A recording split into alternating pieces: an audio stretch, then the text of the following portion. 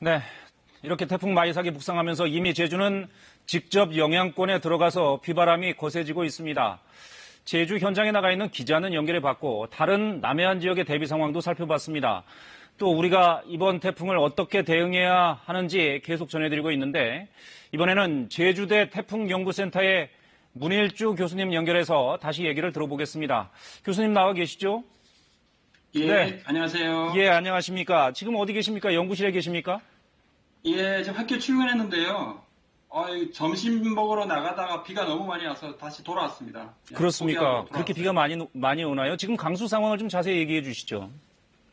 예, 지금 뭐 아침부터 비가 내리기 시작해서 지금 끊임없이 내리고 있어요. 그래서 강한 비 주기가 거의 뭐 멈추지 않고 계속 온다고 보시면 되겠습니다. 아, 그렇군요. 조심하셔야겠습니다, 교수님도. 이번 태풍을 보니까, 지난주에 왔던 태풍 바비 때보다도 오히려 더 강하게 느껴집니다. 이번 태풍 마이삭의 특징이 뭔지, 또, 이렇게 태풍이 강하게 발달하는 원인은 뭔지 좀 설명해 주시죠.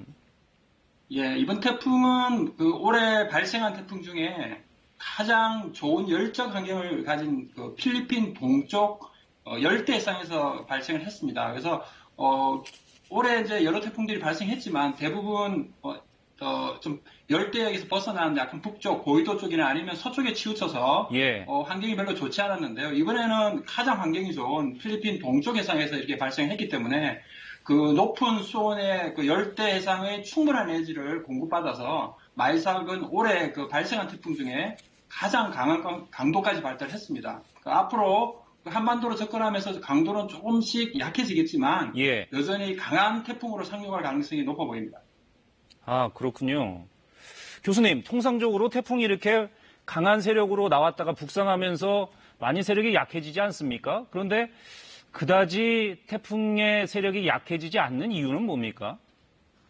그렇죠. 우리 태풍이 우리나라로 이제 접근할 때 동중국해를 이제 지납니다. 이 동중국해 해상은 아까 말씀드린 필리핀 해역하고 완전히 달라요. 필리핀 해역은 거의 1년 내내 30도 이상 고온을 유지하고 있는 아주 뭐 태풍에게는 엄청 좋은 환경입니다. 그렇지만 동중국해는 이제 가을철에 접어들면 점점 더 수온이 떨어져서 이맘때 올라오는 태풍은 강하게 이렇게 올라올 수 없는 게 이제 이전 상황인데요. 최근에 이제 지구온난화 때문에 이 동중국해 수온이 상당히 많이 높아졌어요. 그러다 예. 보니 태풍이 올라오면서도 강도를 유지하고 한반도까지 올 수 있는 겁니다. 아, 그렇군요. 이번 태풍은 말씀해 주신 대로 필리핀 동쪽 열대해상에서 발생했기 때문에 매우 강한 세력을 유지하고 있는데 거기다가 동중국해의 수온까지 좀 높은 상황이기 때문에 세력이 약해지지 않는다 이런 말씀이시군요. 예, 알겠습니다. 맞습니다. 그런데 이번 태풍이 2003년 태풍 매미 때와 비슷하다고들 얘기를 하고 있습니다. 어떤 점이 비슷한지 좀 설명해 주시죠. 네, 먼저 강도를 보시면 지금 마이삭이 제주도를 지나갈 때 중心기압이 955 헥토파스칼, 그리고 최대 풍속은 초속 40m 정도로 예상하고 있는데요. 이 정도면 매미하고 매우 유사합니다. 예. 그리고 남해안에 상륙할 때도 두 태풍의 강도는 아주 비슷할 거로 지금 예상을 하고 있거든요. 그 다음에 진로를 보시면 두 태풍 모두 경남 남해안을 통과해가지고 동해로 빠져나가는 그런 진로로 매우 흡사합니다. 그리고 한 가지 또 공통점은 1년 중에 가장 수위가 높은 백중사일 시기에 태풍이 도착했다는 건데요. 예. 이 매미 때도 지금 많이 방송에 나왔겠지만 이 대조기 때 오면서 피해가 컸습니다. 그래서 이번 태풍도 폭풍우의 피해가 이렇게 우려되는 이유고요. 한마디로 이번 태풍은 매미와 같이 비 피해, 바람 피해, 그게 폭풍우의 피해까지 유발할 수 있는 매우 위험한 태풍입니다. 네, 그렇군요. 그러니까 매미 때와 진로와 강도도 비슷하고 바닷물의 상태 어떤 그 시기적으로도 비슷하기 때문에 굉장히 조심해야 된다. 특히 이런 비슷한 태풍이 과거에 엄청난 피해를 입혔기 때문에 이번에 피해를 더 철저히 준비를 해야 한다. 이렇게 볼 수가 있겠습니다. 자, 교수님, 폭풍 해안가 지역에서는 폭풍 해일이 발생할 수도 있다고 합니다. 어떨 때 이런 폭풍 해일이 일어나게 되고 피해는 어느 정도가 생길 수가 있습니까? 예, 폭풍 해일은 우리 태풍 때 강한 바람 때문에 바닷물이 해안가로 이렇게 몰리면서 쌓입니다. 그 다음에 태풍은 또 저기압이기 때문에 물을 끌어올려요. 이렇게 해서 해안가에서 바닷물이 범람하는 현상을 우리가 폭풍 해일이라고 하는데요. 특히 우리나라 남해안 같이 이렇게 해안선이 복잡한 지역에서 바닷물이 한 곳에 더 집중되기 때문에 더 큰 해일이 또 발생할 수가 있습니다.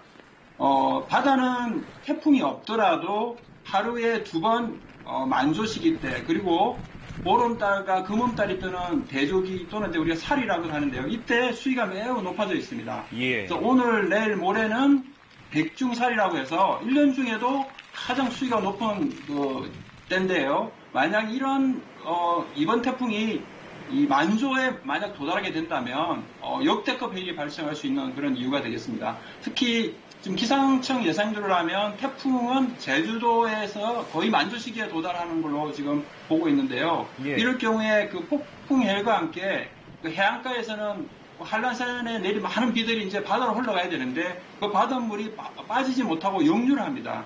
그래서 그 연안에서 더 큰 침수 피해가 발생할 수가 있습니다. 2007년에 그 태풍 나리 때 제주도에 엄청난 침수 피해가 발생했는데요. 예. 그때도 만조 시기하고 이런 그 빗물이 역류하면서 그 연안가에서 엄청난 침수 피해가 발생했었습니다.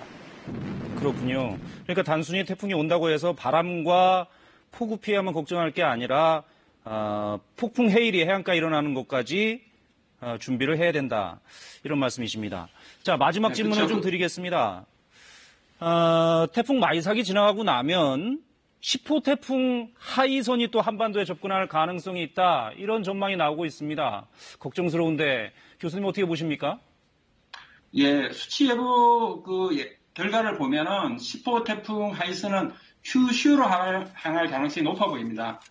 그러나 큐슈를 통과한 후에도 부산 쪽으로 계속 북진해서 이번 마이삭에 이어서 또다시 강한 태풍이 경남과 동해안 지역에 영향을 미칠 것으로 우려됩니다.